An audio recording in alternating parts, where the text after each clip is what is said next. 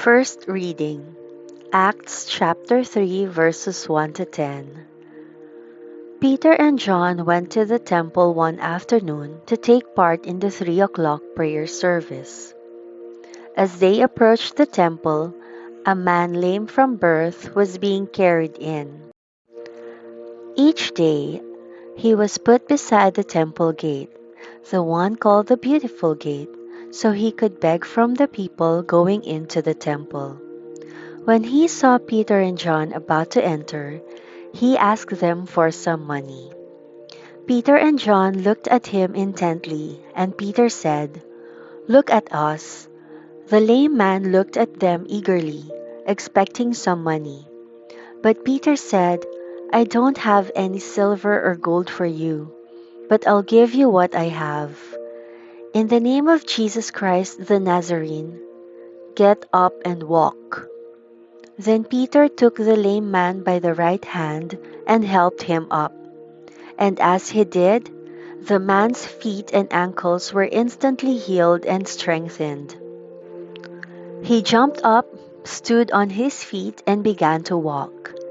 Then walking, leaping, and praising God, he went into the temple with them.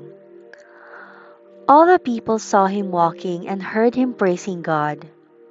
When they realized he was the lame beggar they had seen so often at the Beautiful Gate, they were absolutely astounded.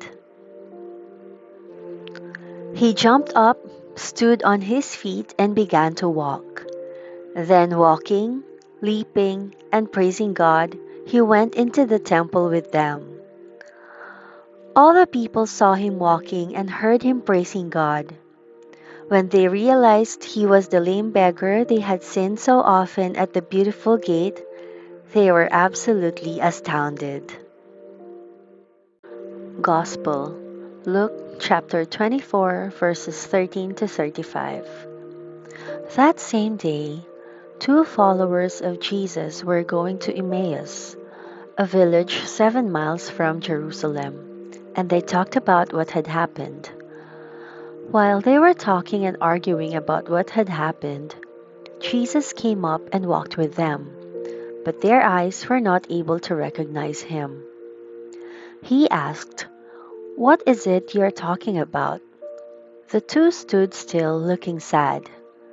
Then the one named Cleophas answered, "Why, it seems you are the only traveler to Jerusalem who doesn't know what has happened there this past few days." And he asked, "What is it?" They replied, "It is about Jesus of Nazareth. He was a prophet, you know, mighty in word and deed before God and the people. But the chief priests and our rulers sentenced him to death.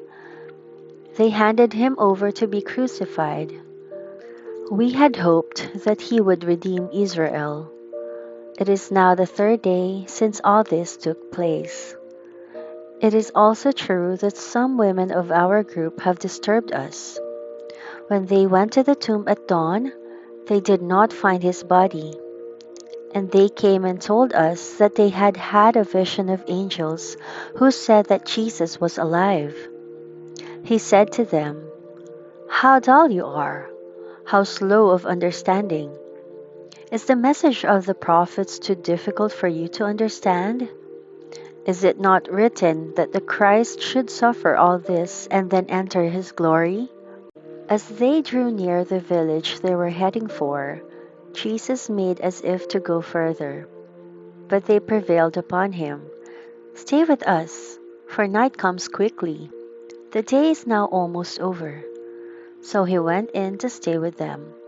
When they were at table, he took the bread, said a blessing, broke it, and gave each a piece. Then their eyes were opened, and they recognized him, but he vanished out of their sight. And they said to one another, 'Were not our hearts burning within us when he was talking to us on the road and explaining the scriptures?' They immediately set out and returned to Jerusalem. There they found the 11 and their companions gathered together. They were greeted by these words, Yes, it is true.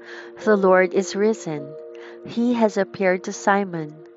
Then the two told what had happened on the road to Emmaus, and how Jesus had made himself known when he broke the bread with them.